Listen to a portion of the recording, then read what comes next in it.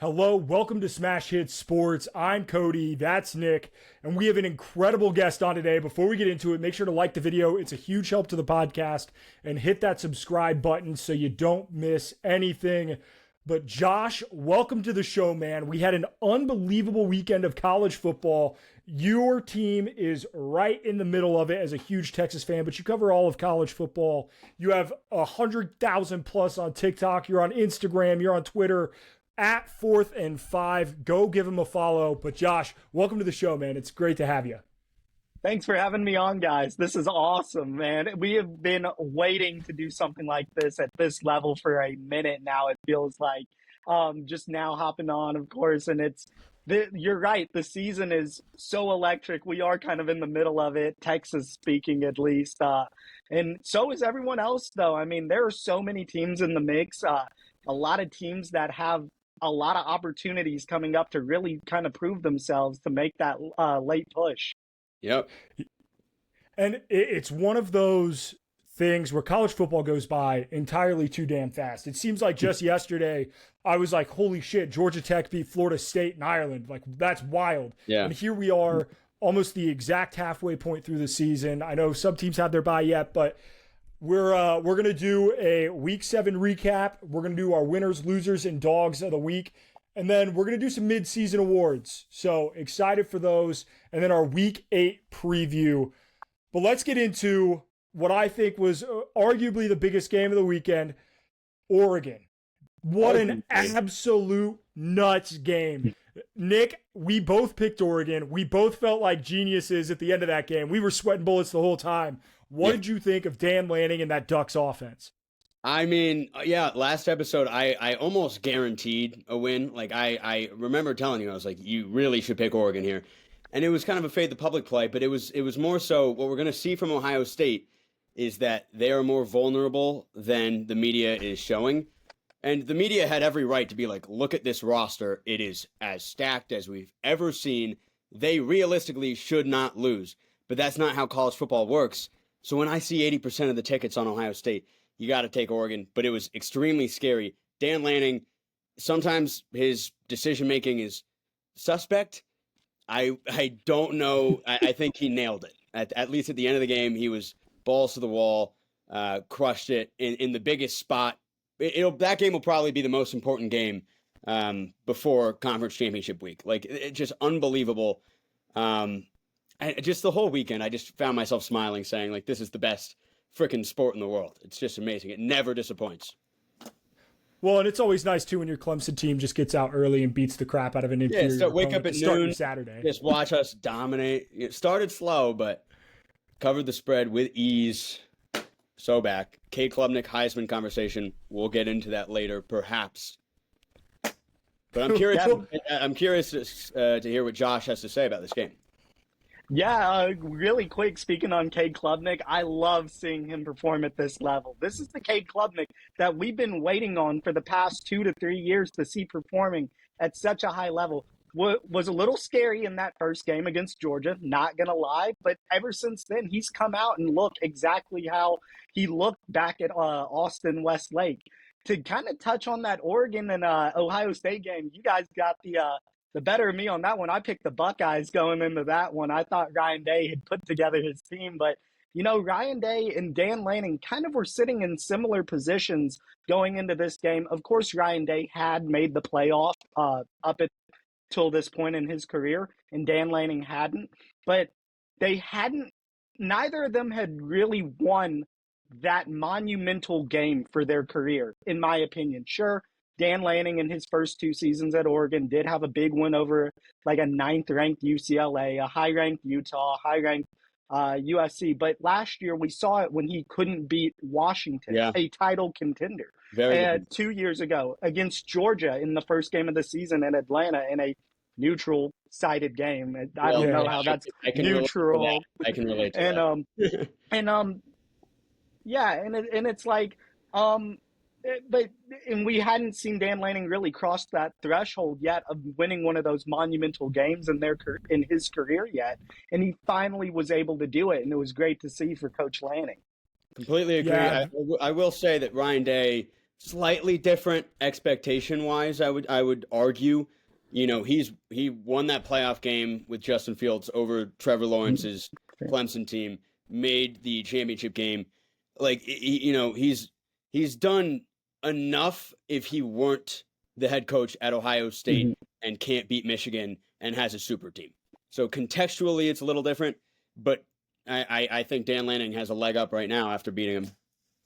Yeah. If you would put Ryan Day over at Ohio State, his resume would be enough. But it's the fact he was following Urban Meyer and what Urban Meyer was able to do. I feel like the people in Columbus are considering it not enough, and that's their standard. Cody. Yeah, there are very few programs in this country that have national championship expectations every single year. Ohio State is one of those. And I don't want to say the beauty of the 12-team playoff is Ohio State's absolutely not out of it, right? They are absolutely still in the thick of this thing. And I think there's a very, very good chance that we could end up seeing a Ohio State-Oregon rematch in the Big Ten Championship. They got to get through Penn State first, who, we'll talk about that game. But Oregon looked good. Dan Lanning looked good. Dylan Gabriel, I want to give him a lot of credit.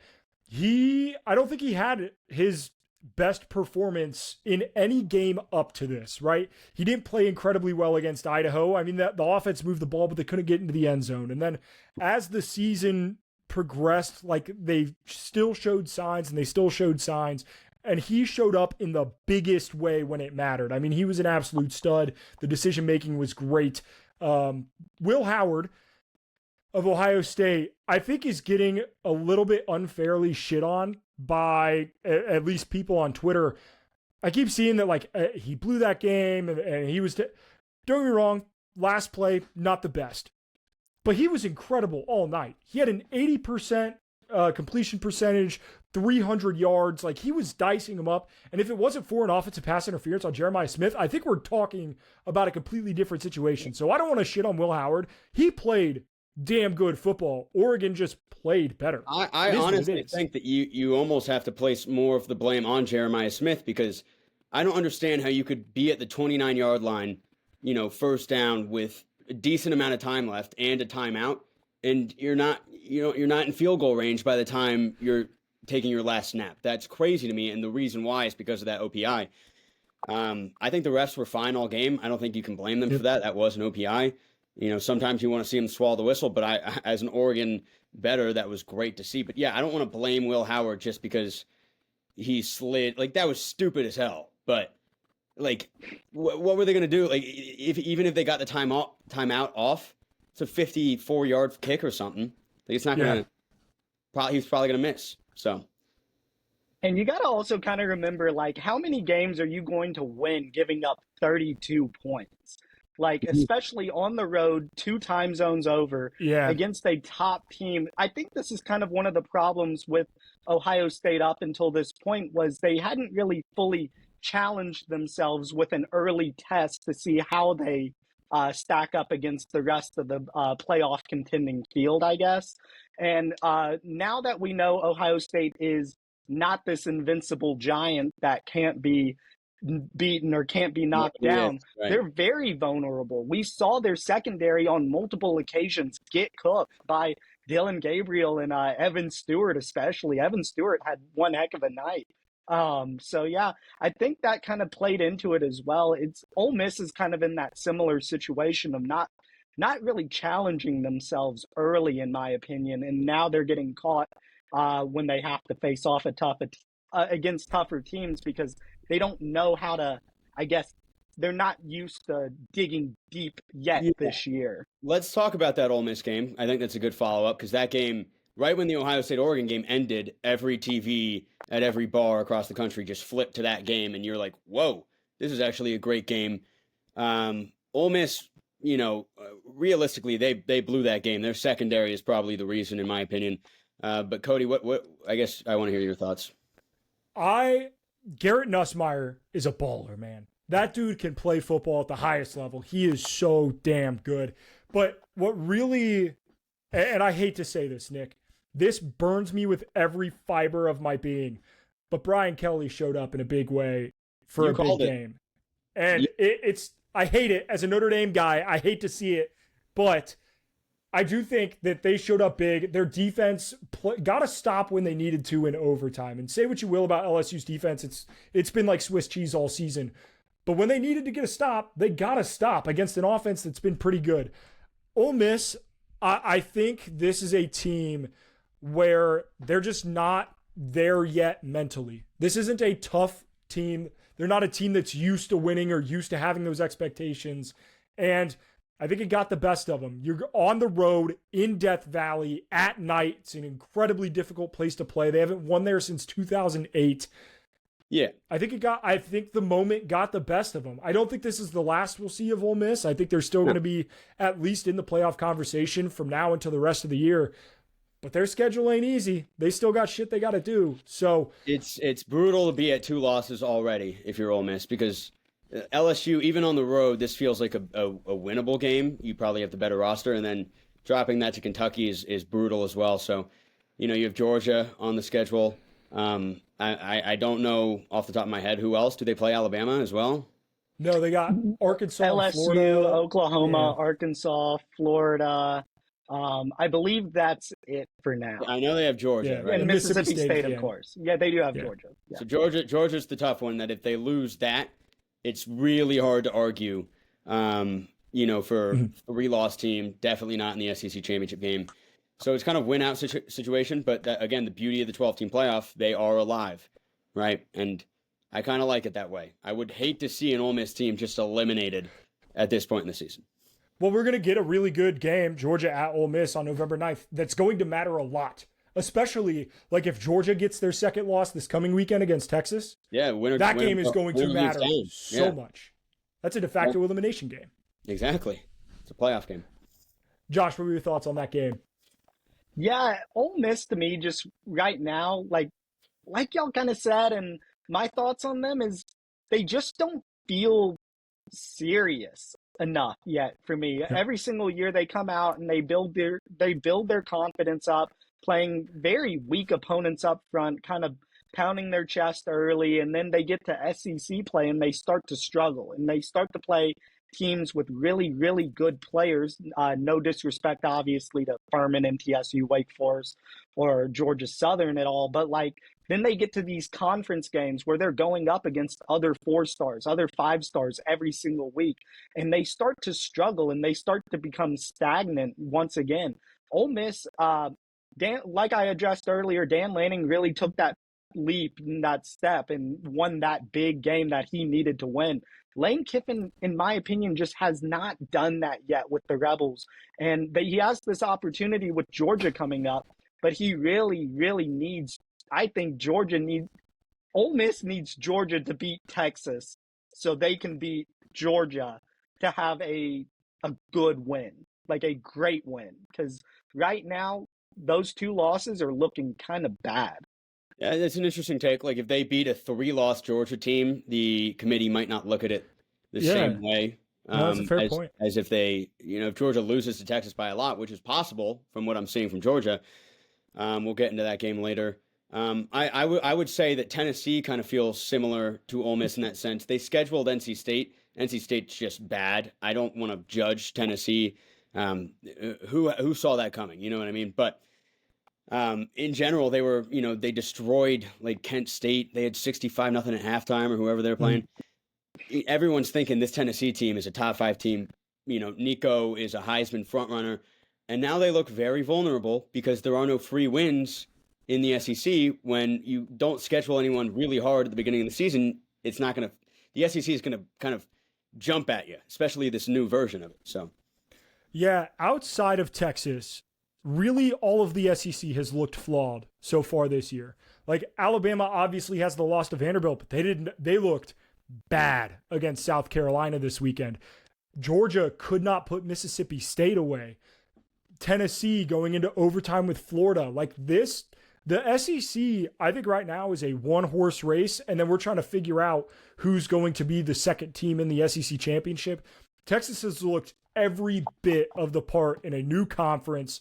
They dominated that game start to finish. Josh, at what point were you like, yeah, this is Texas football, we're back, Red River Rivalry, See ya, Oklahoma. Kiss my ass. Well, the Red River every single year to me is like one of those games with its reputation of what it is, the 48 to 45 scores, the 54 to 48.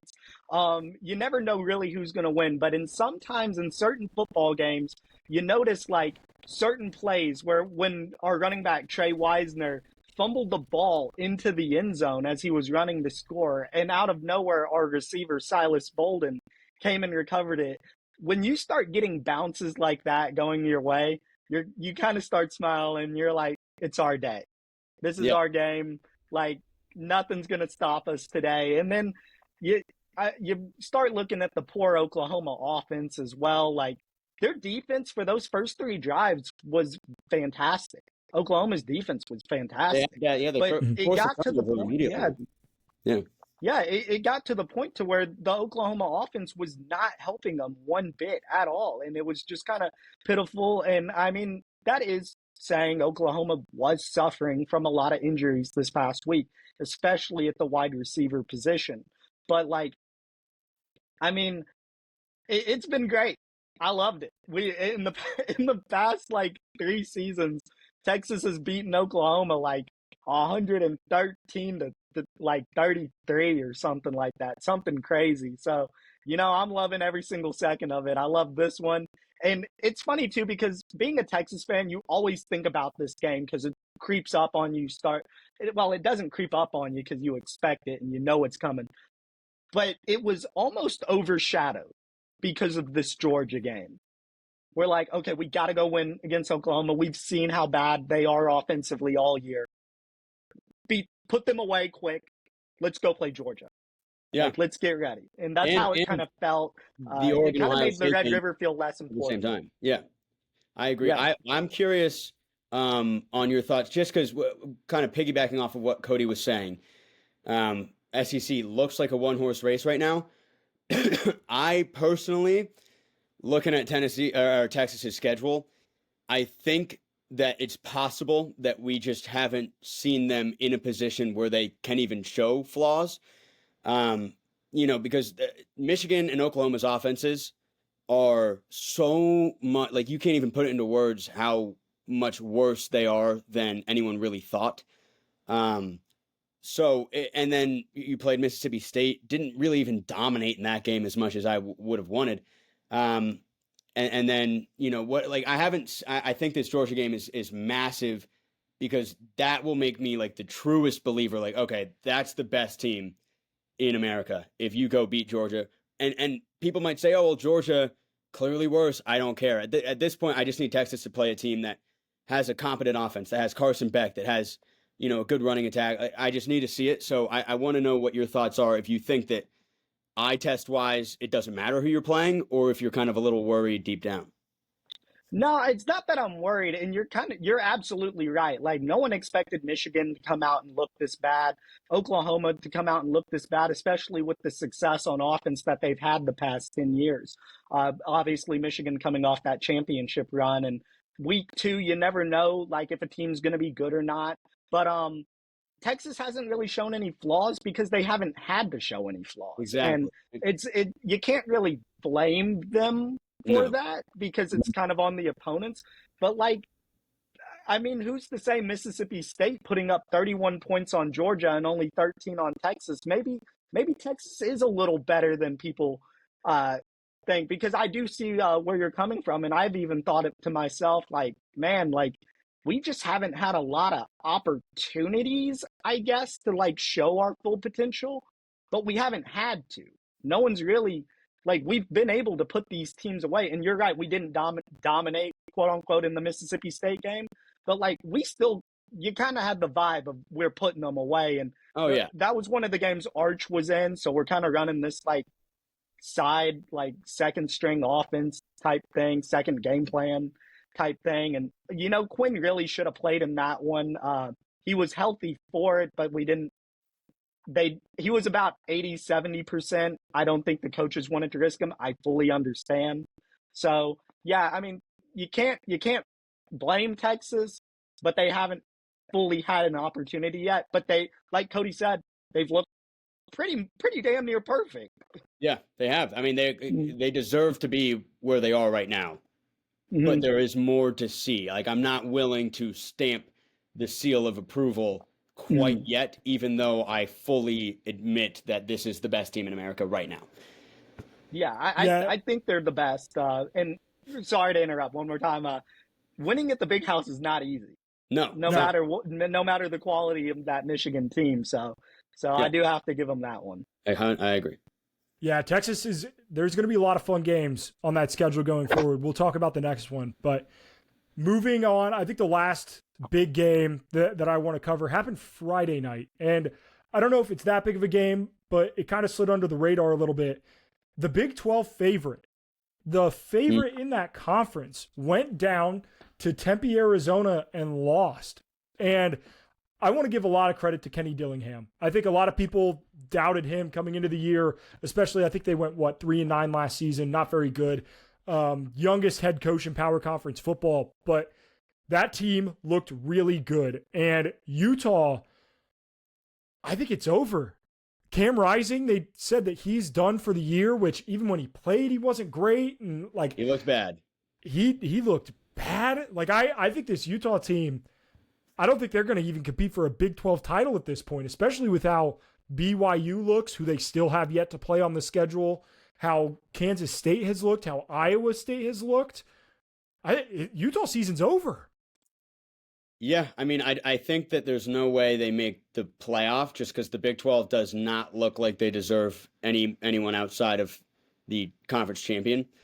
But I don't want to count them out, because they're really well coached, and when they're playing at home, they play like I think they could beat BYU. I really do, but I will agree that losing to Arizona State here, your second loss, and you lost to an Arizona team that clearly maybe Utah was worse than we thought at the time, Cody, because we were like, oh, look, Arizona's back. I don't know if we might have been jumping the gun Yeah. there. I think I think we might be a have. little worse.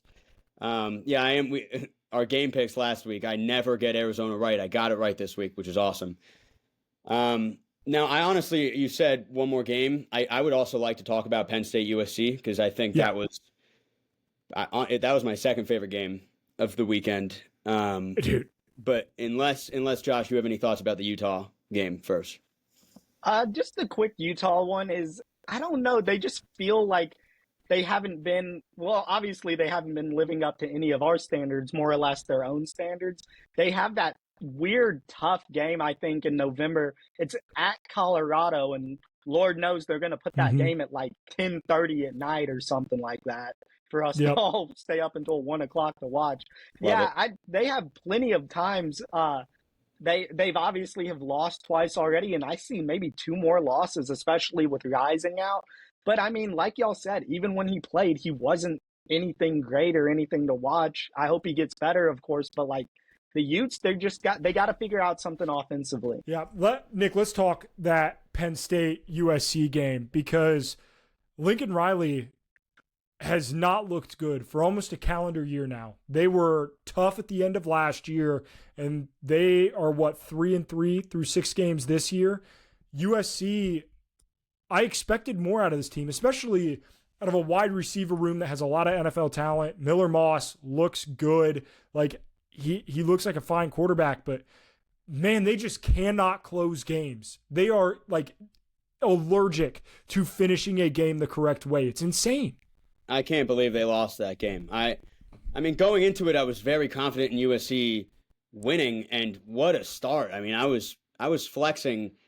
Honestly, I probably jinxed it for myself, but I really think that maybe it's a little bit of this too high prevent the big play trend that's happening in the NFL is just kind of been bleeding into college football a little bit because Lincoln Riley's always been, just big play, throw the ball 50 yards down the field. Like everything schematically might just be not in his favor from a trend standpoint, but it doesn't explain the just inability to go get it. Like you have this game in your grasp, just go take it. Like you don't need big plays at that point, and they can't figure it out, especially at home. Crazy, but you got to give props to Penn State, and Penn State's going to be ranked higher than Ohio State. Who would have thought that? Yeah, nuts. Which is going to be crazy for that matchup. Josh, what did you think of the Penn State USC? Kind of like Dan Lanning did this past weekend. I think James Franklin took a great step in his career as well. This is like one of those games that in the past time that he's been there, as long as he's been there, it's one of those games that you kind of always kind of watched and you've seen once they went down, they won't come back. And they came back and they won. They kind of had no business coming back with 3 interceptions from Drew Aller, but they found a way. They dug their heels in deep late, and they came back and won. It was such a great win for Penn State. Yeah, and honestly, the last time they played, it was sort of a flip-flop situation where Penn State, had the game in the bag. They blew it. That was that Rose Bowl, January 1st, 2017. Great game, maybe my favorite game ever. But yeah, it's like you're saying, huge step for James Franklin because normally he drops that game, but the team looks really good. But it's just enough to like keep him off the hot seat or whatever. But yeah, now Penn State is in a great spot, and even if they lose to Ohio State at home, I think they're in a great spot because who else do they have on that schedule that worries you really? Yeah, I'd have to look at it, but Penn State's schedule. I mean, if I going remember into the year, it wasn't insane. It was really that Ohio State game and the USC game were the two. Yeah, if I remember correctly. Hey, they have to go into Purdue. Spoiler makers, you got to go into Purdue. Anything could happen.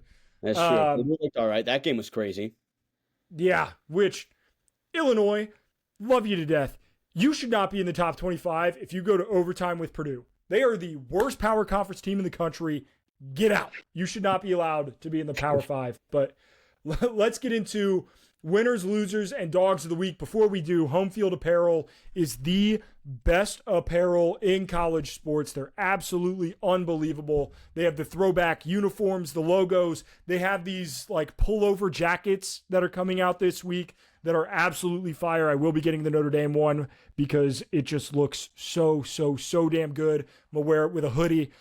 Home Field Apparel, use code NICK15 to get 15% off your first purchase at Home Field.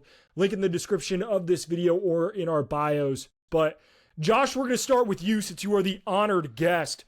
Who is your winner of the week? Well, at this point, I feel like it's kind of obvious. I've been talking about him all episode, but my winner of the week is Dan Lanning, the head coach of the Oregon Ducks. I just feel like he took such a big step in the right direction this past Saturday, and I feel like the team is headed in a great direction. A lot of people, except y'all, thought they were going to lose. I thought they were going to lose, so they took a great step. That was the only reasoning we had. Fantastic step, and this is a great win for not just the record this year, but like on the recruiting trail. Like they landed a 26 commit like in the past 24 hours after that game. Like it's such a great opportunity for such a young coach to be able to take a monumental step in the right direction for his career like this and get a huge win in Eugene. Eugene was rocking. The Autzen Zoo was rocking. Lanning had that crowd fired up, and that team was so excited. Hell yeah. I agree with that. I'll second that motion. Nick, who is your winner of the week? Yeah, I have a couple options here. In reality, it probably should just be Army and Navy every week until one of them loses because everyone's a winner in that sense. BYU, we kind of already shouted out, so I won't go with them, even though they should be ecstatic to be where they're at now. I'm going to go with Iowa because they put up 40 points. Caleb Johnson, 160 yards. Like there are signs of life from that Iowa offense that I have not seen in like my entire existence of living. And that schedule is never really hard for Iowa, and I honestly don't think they're an eliminated team right now if they can keep up what they were doing, because this is a Washington team that, they beat Michigan, and Michigan's still a ranked team. Like Iowa went in and dominated them. So I think they should feel pretty on top of the world right now, putting up 40 points. Iowa. Crazy. Yep. I love that take. My winner of the week, again, this pains me to do, but I have to go with LSU. in a year where it would have been real easy to just put them kind of in the middle of the pack of the SEC, and in a week where a lot of the SEC teams did not look great, LSU did look great. Their defense stepped up when they needed to. Lacey made a big play when he needed to have it. Garrett Nussmeier looks like a legitimate pro quarterback. Give me LSU. I think they truly have a shot to make it to the SEC championship game, because that loss to USC, hey, that ain't a conference loss. You're still good. Still got that clean slate in the SEC. So that's a huge win for them. My winner of the week is LSU. Nick, we'll bounce back to you. Who is your loser of the week? Yeah, I'll go Georgia and Bama, because just after a game of the century type game where, you ask anyone after that game, like, what are these two teams going to look like after this? Nobody could have predicted it. Now, Georgia hasn't lost, but they didn't play a great game against a bad Auburn team, and they definitely didn't come close to covering the spread. They let Mississippi State score 31 points, like Josh said earlier. That's kind of insane. And then Alabama really should be 0-2 since that game. They looked like they were crumbling against South Carolina. They lost to Vanderbilt. Kalen DeBoer, people are saying that he's just not fit to be an SEC coach. I think he'll figure it out. But as of right now, these two teams, for the first time in a while, aren't necessarily scary right now. And it's crazy to say that, but you're not as scared of them as we should be. Josh, who is your loser of the week?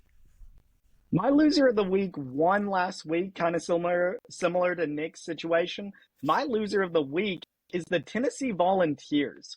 It just ever since 3 weeks ago when they went to Norman, Oklahoma and only put up 25 points, the offense has just not looked the same. And I'm not sure if it's because the coaching staff is starting to distrust Nico and his decision-making. I'm not sure if it's anything related to some of the injuries that has started to happen. It started to shrink their playbook a tiny bit, but they just have not been the same team. And going into this season, like we discussed earlier, and even the first few weeks, we felt like Nico was a real Heisman contender and that this Vols squad was going to possibly make a push to win it all. Now, they haven't lost since that Arkansas game. They only played the one game against Florida, but they almost lost. And if Graham Mertz hadn't gotten hurt, I think they probably would have lost, to be honest. They kind of squeaked that one out in overtime, of course, or very late. I think it was just late. It was OT. Florida almost went for two, should have. Yeah.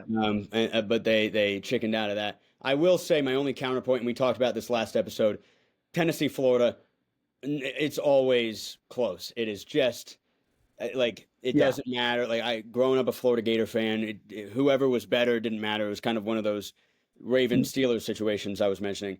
So that game didn't surprise me per se, which is why I didn't include them with Georgia and Bama. But you are definitely right that they don't feel like winners right now, even though they won. If they don't figure it out, they have Bama this week, Kentucky, who beat Ole Miss, Mississippi State, who hung 31 on Georgia. Then they got to play Georgia. And then at the last week of the year, they have to come to Vanderbilt, who's just on a heater right now, to be honest. So, they are not finishing out. If they're only 25-19 and 29-14 and 25-14 and 23 points are the amount of points they've scored in the last 3 games. That's not going to win it the next 5 weeks. I agree. Yeah. All right, dog of the week. I have a theory that we might all be. You're not gonna let me get my loser of the week, you bum. You're just gonna cut me off. Ridiculous. My loser of the week is Nick Bateman. You bum. All right, I have another loser of the week. It's Cody. All right, my loser of the week is Lincoln Riley. They hired you to be the savior at USC, and you brought in your Heisman-level quarterback in Caleb Williams, and now you have Miller Moss, who looks great.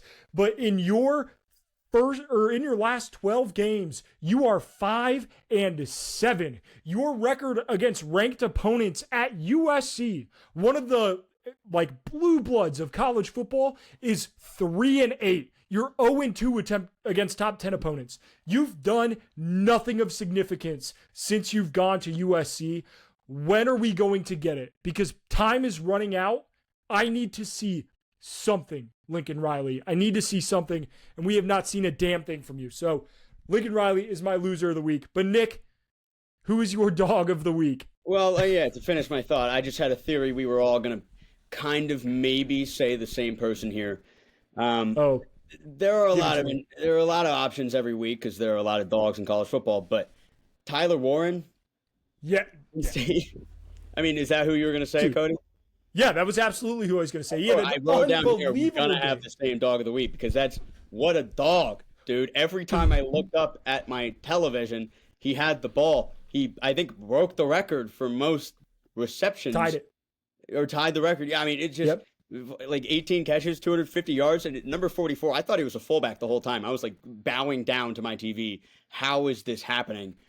That guy is just, I mean, free freaking meals for at least the year for Tyler Warren.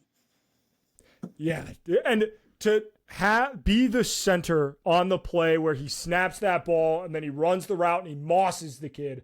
I mean, truly just absolutely electric. That is a play that you run when you're like playing against, I don't know, like you're playing against NIU and you're up 20 and you're like, all right, let's try to, that's not a play you run on the road at USC in a tight game when you're trying to come back. Just absolutely insane. Tyler Warren, dog of the week, maybe dog of the year, because that was insane.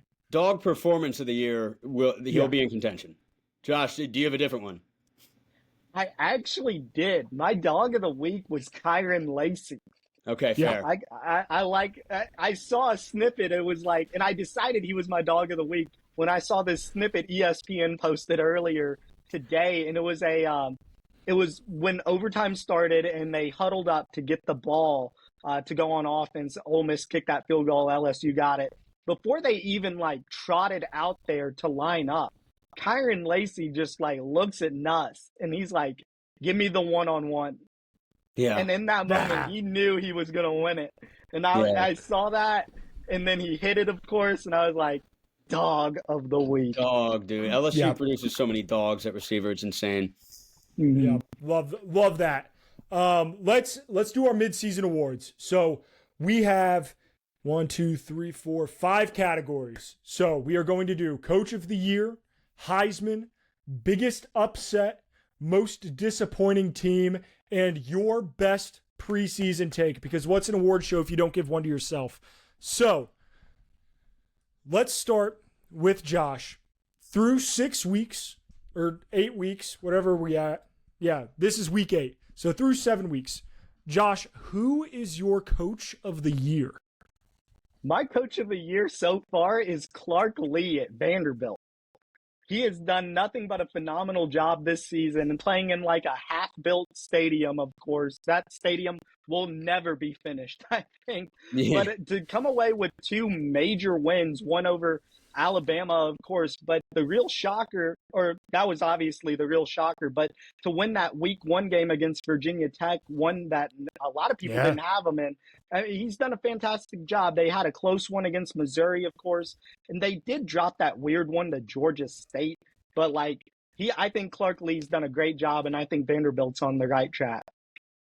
Yeah, I think that Georgia State loss might have just been a little bit of that old Vandy, creeping out. It's hard to get rid of all the bad habits all at once when you're that bad. Gotta exercise those demons. Yeah, so they were always gonna still be Vandy at one point. I'm gonna give it to Kalani Sitake, BYU's head coach.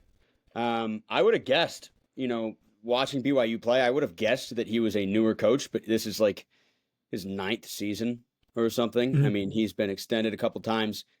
I also, in our Big 12 preview, said that BYU was a bottom 3 team in the conference. Now, my research could have been very flawed in that situation, but I don't think it was. I think that they're just that surprising. They're undefeated right now. They're the front runners to make the college football playoff out of the Big 12. That's insane, so I have to tip my cap and give it to him. Yeah, I'm going to take a pick that he's been real popular in the media because of his quotes, and I think it's rightfully deserved.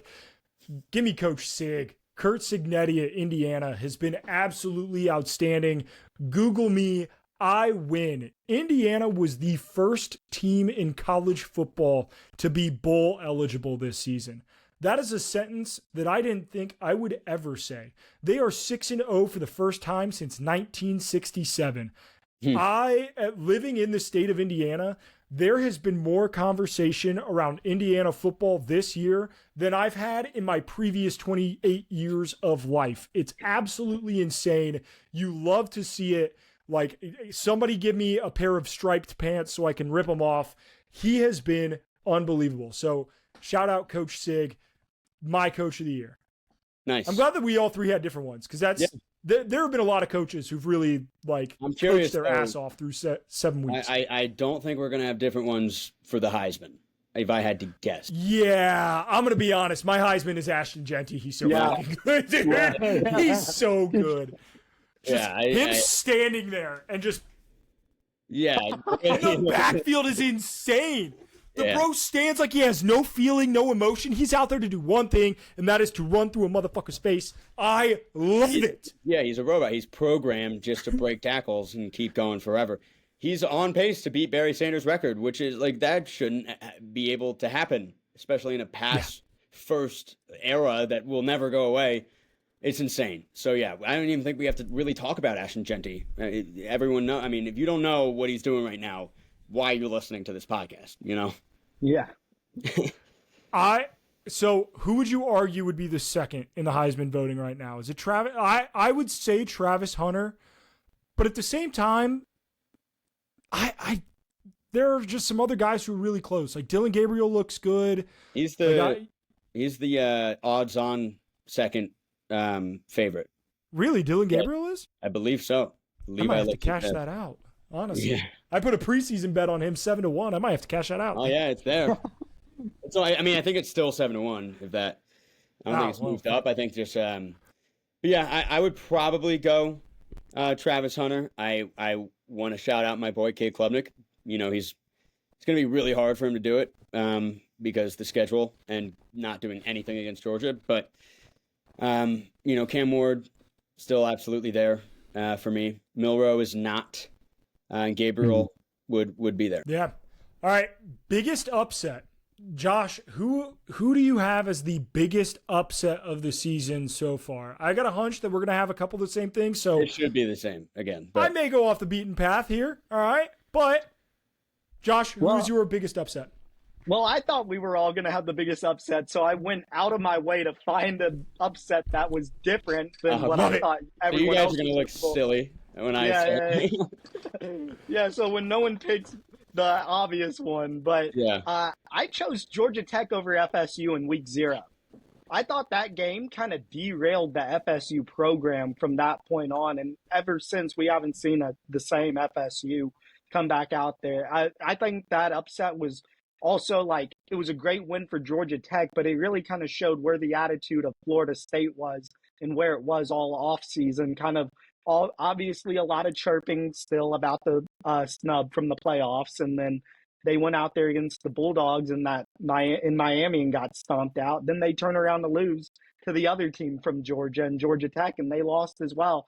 I just chose that one because I thought, like I said, it kind of changed the direction of maybe where Florida State was headed. Yeah, it also was a kind of like a foreshadowing moment of the season a little bit. You know, Florida State went out, won by 20. And maybe there's a vibe difference, you know, and we're not seeing as much parity as we're seeing, but that kind of set the tone.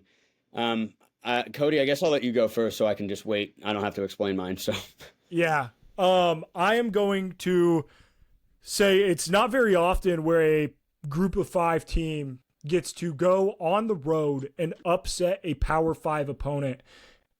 And to do that against a top 5 Power 5 opponent, and to do that against a program that is as historic as Notre Dame. NIU going in and just beating Notre Dame the way that they did, running the football, being just truly a better disciplined team. An unbelievable upset. That is that's it's the best win in their program history. truly probably the best win in any MAC program history. So a huge, huge win for NIU. Nick, give us the obvious one, upset of the year. Yeah. I mean, I will say that your choice probably should be, like, any given year, that should be the answer. A MAC team beating a top 5 opponent on the road, that should be the answer every time. And it was an incredible game. I never would have thought it would be topped, but Vanderbilt beating Alabama? Are you kidding? That is a flashbulb memory that I'll never forget. Like, I will remember almost every play in that fourth quarter just because I'm like, how is this happening? This can't be real. NIU, Notre Dame, I'm going to remember it just a little bit less. It's not going to stick out as much. But I will say Notre Dame looks great. So, like, that upset's actually getting better. It's aging like fine wine. But it has to be Vanderbilt. I mean, we're talking about Vanderbilt beating the 18-time champion. As a Notre Dame fan, thank God for Vanderbilt. Because I thought we were going to look back at the end of the season and be like, holy shit, Notre Dame, what an awful loss. But, hey, we don't have the worst loss anymore. So I feel a lot better about that. Last award, what is your best preseason take? Nick, I want to start with you because I've heard most, if not all of yours. So what is your best preseason take? Oh, sorry. No, we have most disappointing team. That's on me. I can't read. Yeah. Let's do most disappointing team first. Nick, give me that. Okay. Most disappointing team, I'm going Oklahoma State. 0-3 in conference. Can't frickin' run the ball when everyone going into the year was like, this is going to be, the best rushing attack in the nation because they have the best running back that we've ever seen. It's like, Ollie Gordon looks so human. They should be 2-4 as well because it was a miracle they beat Arkansas. Arkansas had to literally hand them that game on a silver platter. They are completely eliminated from anything meaningful. And going into the year, you never would have thought that. So I'm going Oklahoma State. Yep. Josh, who has been your most disappointing team? I just kind of touched on them in the last 5 minutes, but definitely Florida State. Just coming out all off season, all we did was hear them talk on Twitter. All they did was put out hype videos leading into the season just to come out and look this bad. Like, not just bad, but like really, really bad. And like, we don't really know the direction that program's headed if they're going to actually recover. They did have that win against Cal, but yet again, they just like haven't done anything else besides that. And it's just kind of like, they're disappointing because, well, they were undefeated last year, and to only have like one win so far is not great. No. Yeah, I'll agree with you. So I'm going to go with different direction. I've watched college football people who I know and respect and who I think have really big brains say that NC State was going to be a contender in the ACC this year. And for them to start out 0-3 in conference play, 3-4 overall, and like their losses have just not been good. I mean, they got whooped by Tennessee. They got whooped by Clemson. They lost to Wake Forest, who is a really bad team. And they were 1 or 2 plays away from losing to Northern Illinois as well. And Western Carolina. Yeah. I mean, that game was so weird. So, true. Yeah, that was a Friday night to start the season. NC State, super, super disappointing. So we'll now do best preseason take. I blew the lead on this one, so that's on me. But Josh, what has been, hey, loser of the week, Nick Bateman, shut up. Anyway, Josh, what has been your best preseason take? My best preseason take, I kind of made a video about it, but it was that Vanderbilt would be better than usual this season. I will not claim I had Vanderbilt over Alabama. No one had that, okay? But I did have them over that Virginia Tech in that first week of the season. I did have them over Virginia Tech. I looked at their portal additions on some of the recruiting sites, and they had 20 plus players with collegiate game experience coming into their program to replace a lot of players that were kind of inconsistent for them last year. So the ability that they've shown to just plug in those guys and just be ready to play. Diego Pavia is obviously the most notable one at quarterback, of course. He's new to the program. So that was kind of my best take of the season so far, is that Vanderbilt would be a little bit better than normal this year. I love that. Nick, what is your best take of the season? Yeah, and the reason that I didn't, kind of go with Josh on the most disappointing team being Florida State is because I would say my best preseason take is that Florida State wouldn't be very good. Now, I wasn't willing to go this bold, obviously, so it's hard to say how correct if they finished 3-9, I didn't necessarily nail that. But the concept of I had them finishing unranked, not really close to being ranked, like 7-5 at the end of the year. You thought they would be much more competitive than this. I'll tell you that much. But it was shocking to me how much preseason love they were getting. They did not look. I mean, first of all, your quarterback's DJU. As a Clemson fan, I that is insane to be like, oh look, this team's going to be, they're the front runner in the ACC. No, they are not. That is egregious. So that's sort of that's the victory lap I want to take the most, and I feel most confident in. It's not going to bite me in the ass because they could win out. And I'd be exactly right. Yeah, Nick, there is not a bigger DJU hater on this planet than you, and I know that you feel the most justified. Completely right. I was proven completely right. Absolutely. My best take. This is verbatim from my betting guide that I put out. Indiana over 5.5 wins. I think there is a legit shot that Indiana can win 8 to 9 games this season. Yeah, and God damn it, does that look good? You might have undershot. They could. I may have undershot it, but their win total being 5.5, it's already hit. I was very high on this Indiana team. The Maple Missile, Curtis Rourke at quarterback, and they brought in Surratt from JMU. It's truly been a match made in heaven. Coach Sig, that team. I understand that Indiana has not played a team that is worth a single shit, but at the end of the day, the expectations at Indiana football are to just play in fun games. It's not even to make a bowl. And the fact that they are already doing that, I feel very, very justified in my take. I think they absolutely win 8 games. So let's get into this week's games, though, because we have a lot to talk about. We'll rapid fire a couple of these, talk about the big ones, because there are certainly some bigger games than others. But if you are going to any football game this weekend, use SeatGeek. Go to a game. College football, the atmosphere is unmatched of any atmosphere in sports. There may be a chance that I am going to try to get to Oregon Purdue on Friday night. Could be pretty crazy. So if I do, I will be using SeatGeek. Promo code SmashHitSports. Get $20 off your first purchase. All right. Let's start with the Friday night game, but it is not Oregon Purdue. I have a hunch we would all pick the Ducks there. But we have Oregon. Hey, spoiler makers. I had a guy in my DMs, shout out. I don't know if he's listening to this, but I just want to shout him out. He said, Purdue money line, book it. And he said that last week before Illinois, which would have been insane. And he said it again this week. So just saying, if it happens, he called it.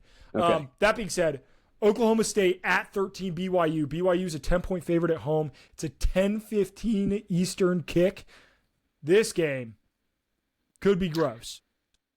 The reason I put this in, Cody, is doesn't this just feel like the perfect time for Oklahoma State to win? Does it not? This feels like a Gundy game.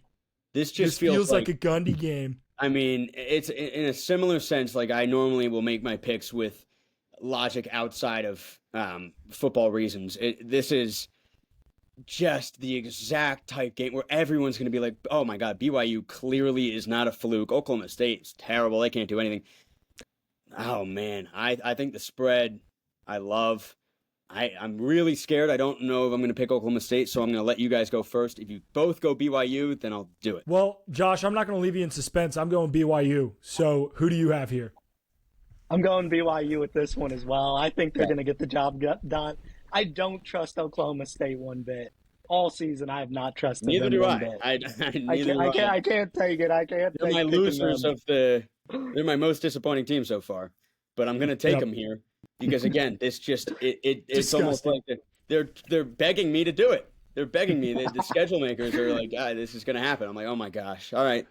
We're gonna wake up Saturday morning and see that score, and because the game gets over at 2:00 in the morning, you're just like, "What the fuck?" Like 44-35, Oklahoma State. Like, yeah, exactly.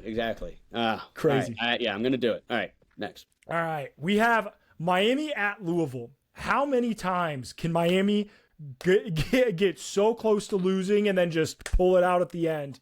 They did it against Virginia Tech. They did it against Cal. And now, after a bye week, they get Louisville on the road. I think this game is huge for the ACC, and I think Miami's kind of fraudulent. I'm going Louisville here. Give me Jeff Brom. I'm going to go Miami. I won't offer any rationale per se. All I'll say is I don't like how Louisville's been playing. That's all. Josh. I want to go with the Hurricanes. I'm going to go with the Hurricanes on this one, too. Okay. The past 2 weeks have been kind of like, well, obviously they were off, but the 2 weeks before that, the Virginia Tech, the Cal game, both came down to the wire.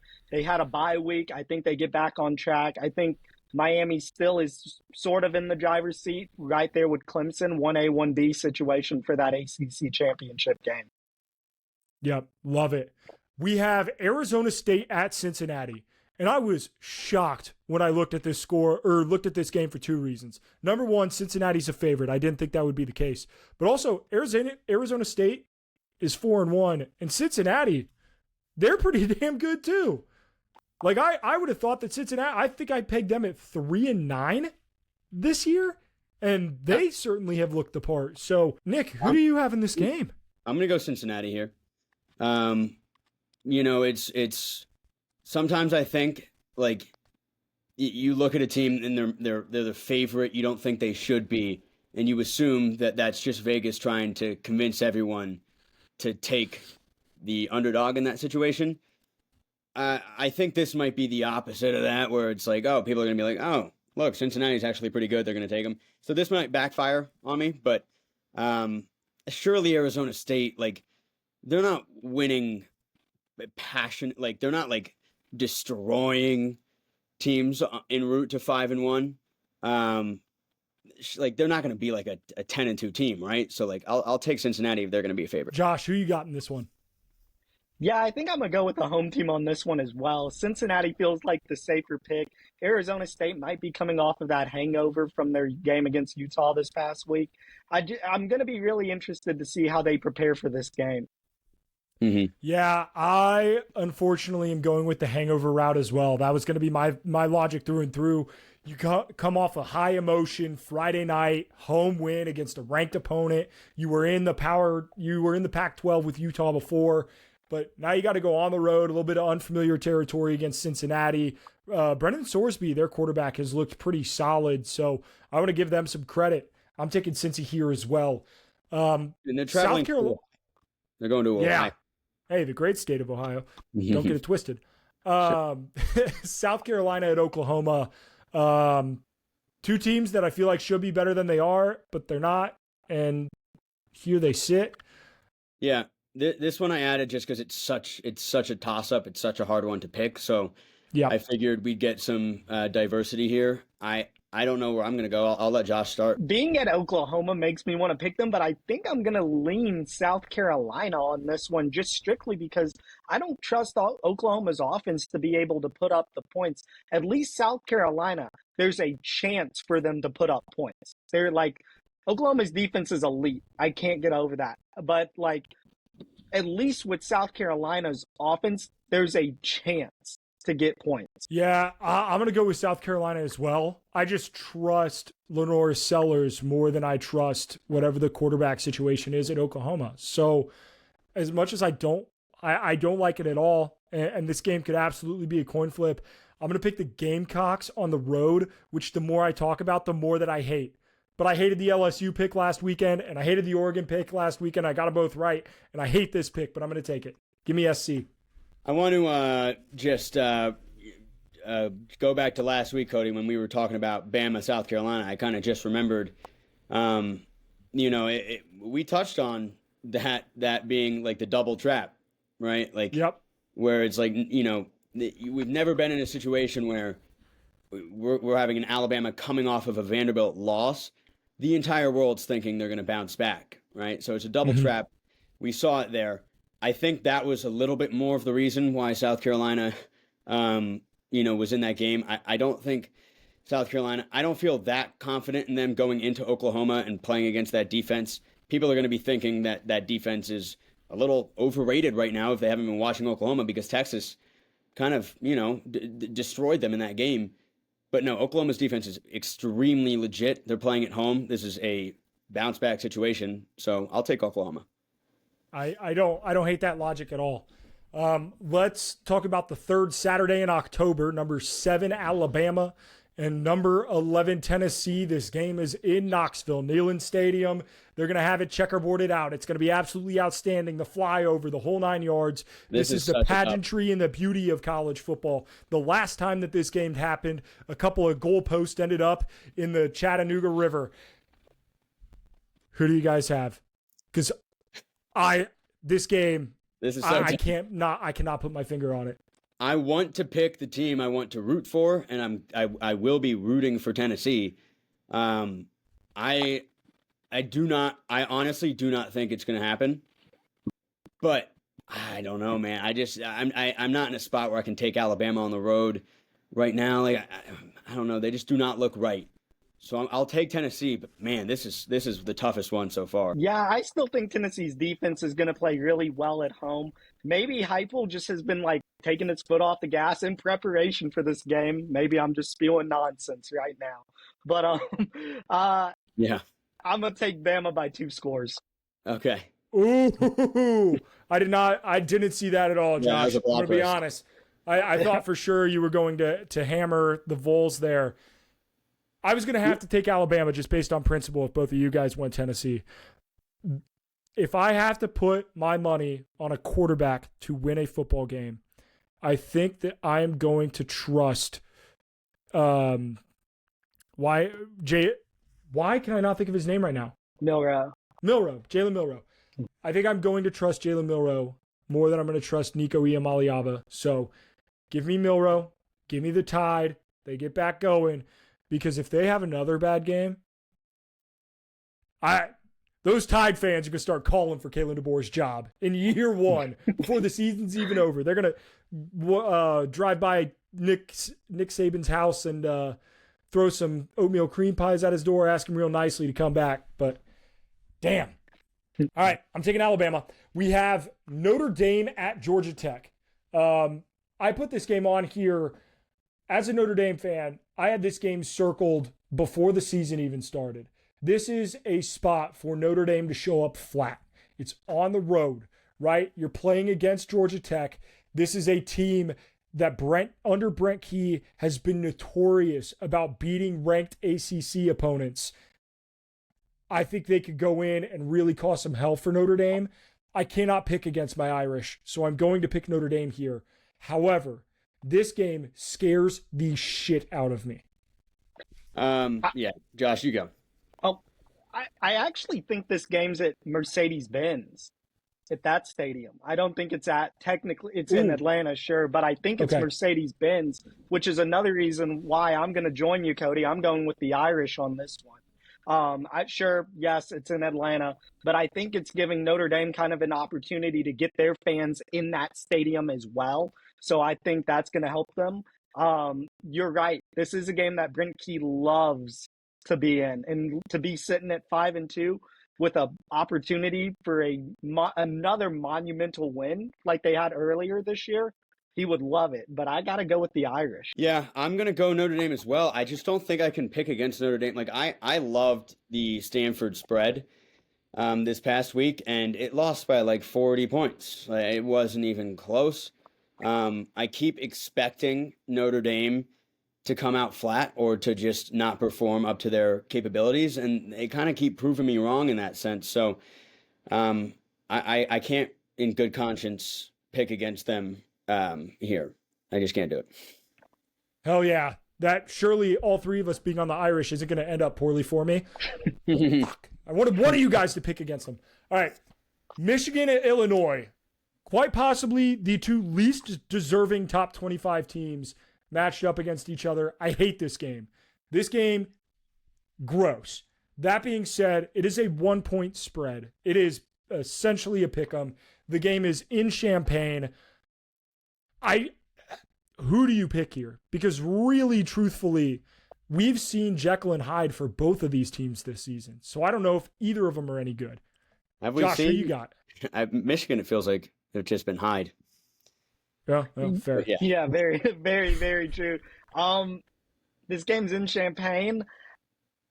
I like Altmaier more than I like whatever Michigan's got going on. I'm gonna take Illinois, but like as a Texas fan, I kind of need Michigan to at least show some sort of life here later in the year, because that's one of our good wins in the season. So hopefully they can pull it out for us. But I mean, in terms of prediction, I think Illinois might win this one. Cody, what are you going?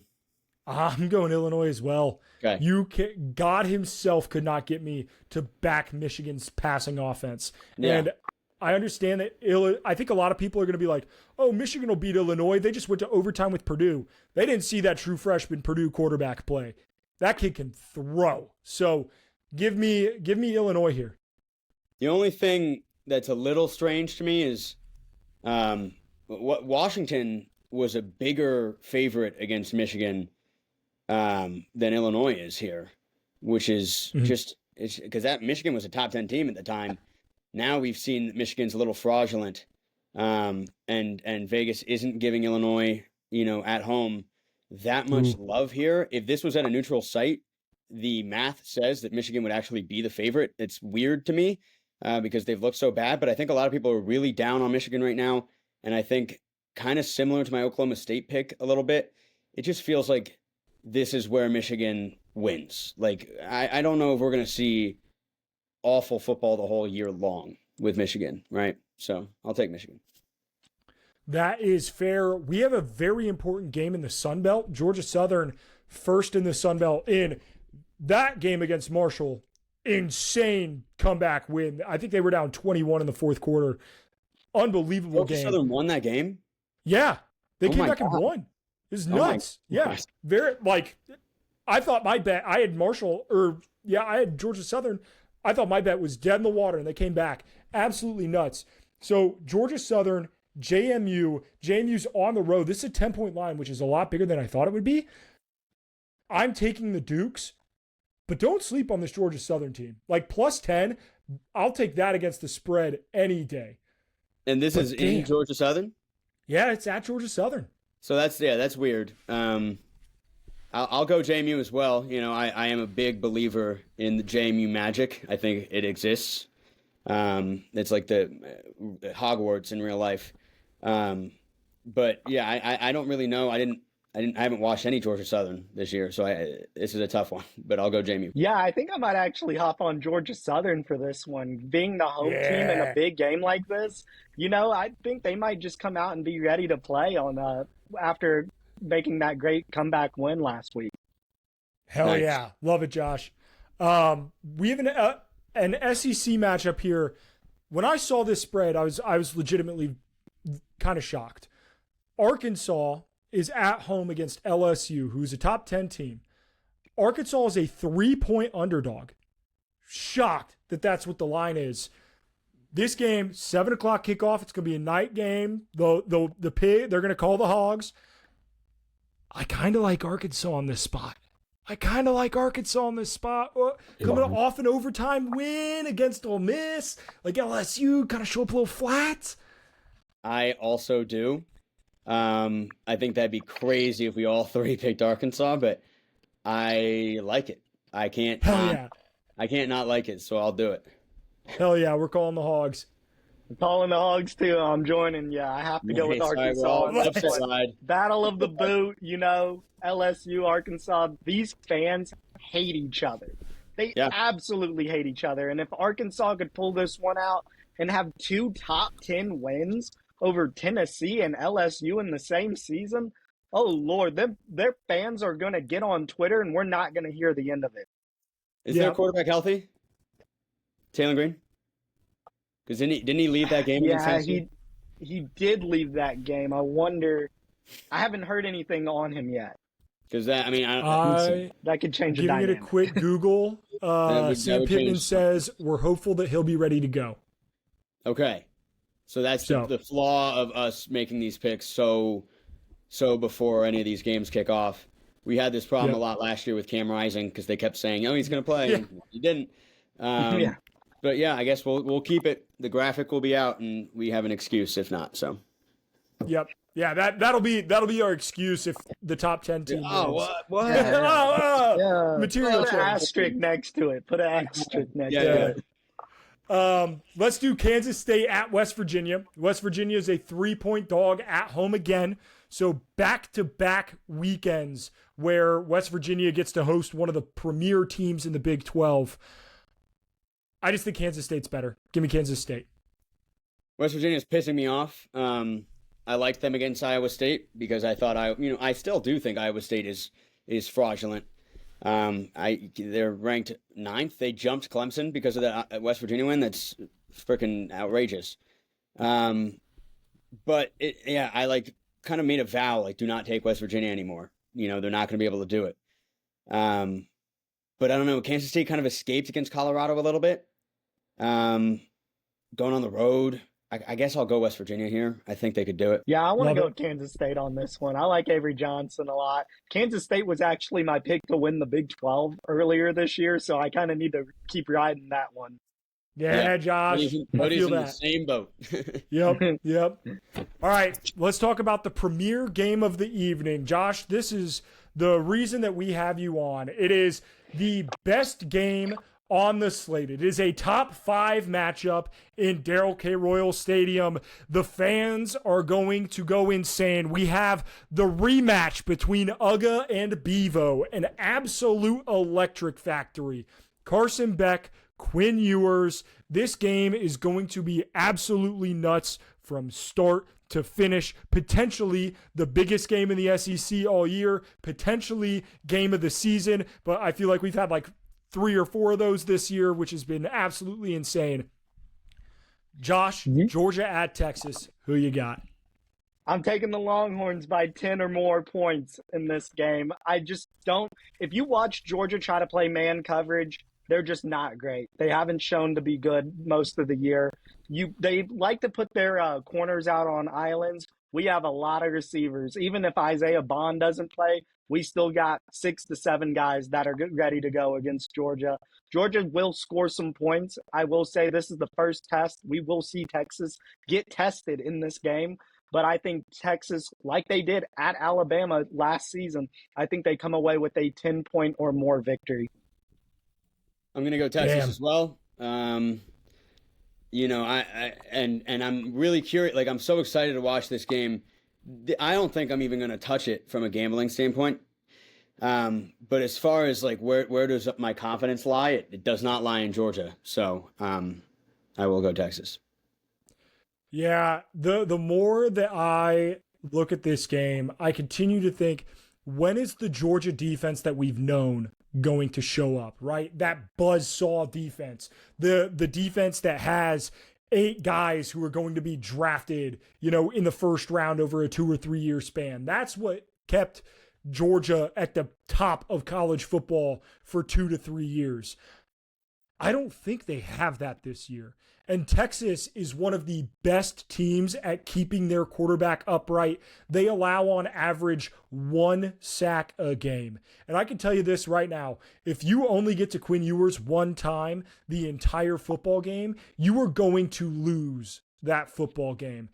Give me Texas. I think that offensive line is the real difference maker here. Those big boys can block their ass off. It's that Texas barbecue. They're just a little bit slippery. Give me the Longhorns, which all 3 of us will sweep on the panel. Yeah. Crazy. Yeah. Crazy. If you would have told me this year that in a 3-man panel that all 3 guys would pick against Georgia in any given week, I would have called you crazy. Yep. Yeah, definitely. But I mean, they're going up. All eyes are on Austin this weekend. They got the Formula One going on in Austin. Hotel prices are through the roof. Eminem's performing in Austin this weekend. Dua Lipa just performed in Austin this past weekend. Everybody, all eyes are on Austin, Texas. Cody, right we got now. to get down there. Oh, shit. if you Texas get down there, students are going to be drunk for 2 weeks straight. Head to Dirty Sixth Street, man. It's a hell of a time down there. It's awesome in Austin, Texas. And right now, it's a great opportunity for great opportunity for the recruiting side of it.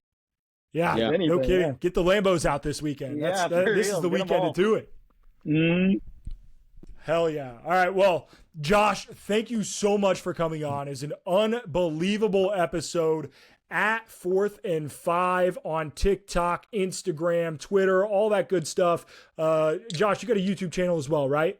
Yep, 4thandFive. Yep, 4thandFive. Go subscribe to him on there.